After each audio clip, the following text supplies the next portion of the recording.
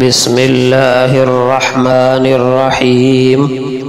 ہمارے بہت سے نادان مسلمان بسا اوقات اپنے گھریلو حالات کی وجہ سے اور بیوی بچوں کے اور کنبے کے مسائل کی وجہ سے روتے رہتے ہیں۔ کبھی کہتے ہیں کس عذاب میں پھنس گیا، کبھی کہتے ہیں کیا وبال میرے سر پر آن پڑا، ضروریات پوری نہیں ہوتی، مہنگائی ہے، محنت کرتا ہوں پھر بھی مسائل گھر کے حل نہیں ہوتے۔ تو ایک چیز ذہن میں رکھیں، آپ اپنی استعداد کے بقدر کوشش کے اور کمانے کے مکلف ہیں، نتیجے کے آپ مکلف نہیں ہیں۔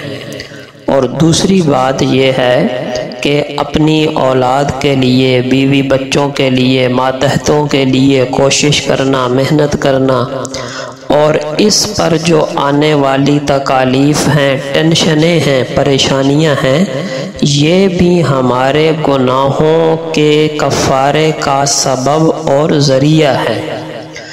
ترمذی میں اور ابن خزیمہ وغیرہ میں حضرت ابو ہریرہ رضی اللہ عنہ کی روایت ہے کہ رسول اللہ صلی اللہ علیہ وسلم کا پاک ارشاد ہے کہ جو لوگ جنت میں سب سے پہلے داخل ہوں گے، ان میں سے ایک وہ بھی ہوگا جس کا کنبہ بڑا ہو اور اس کے اعمال تقوی سے مزین ہو۔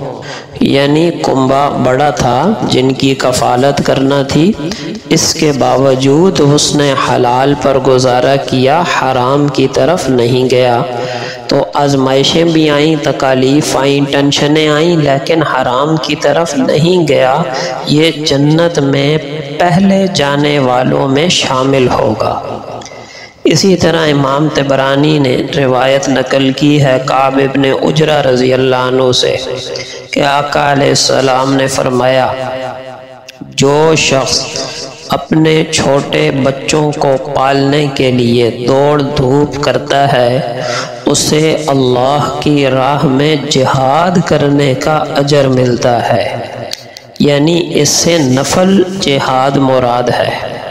اور امام غزالی رحمۃ اللہ علیہ نے احیاء العلوم میں یہ روایت نقل کی ہے، فرمایا جب بندے کے گناہ زیادہ ہو جاتے ہیں تو اللہ تعالیٰ اسے بال بچوں کے فکر میں مبتلا کر دیتا ہے تاکہ اس غم اور فکر کی وجہ سے اس کے گناہ مٹتے رہیں۔ اللہ اکبر۔ اسی طرح امام غزالی نے احیاء العلوم میں ایک اور روایت بھی نقل کی ہے، فرمایا بعض گناہ ایسے ہوتے ہیں جن کو بال بچوں کا فکر اور معاش کا غم ہی مٹا سکتا ہے۔ اور بعض علماء نے عبداللہ ابن مبارک رحمہ اللہ کا یہ خوبصورت واقعہ نقل کیا۔ وہ ایک میدان میں جنگ میں جہاد کر رہے تھے، نفل جہاد ہوگا، تو اپنے ساتھیوں میں سے کسی سے فرمایا، کیا تم جانتے ہو کہ ہمارے اس جہاد کے عمل سے کس کا عمل بہتر ہے؟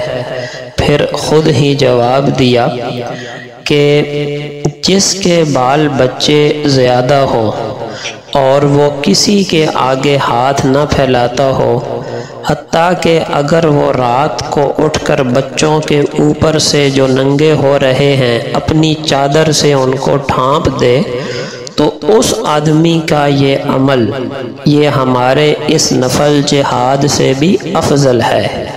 تو معلوم ہوا بیوی بچوں کی طرف سے آنے والے جو پریشانیاں ہیں، ٹینشنیں ہیں، یہ ہماری آخرت کی کمائی کا ذریعہ ہیں۔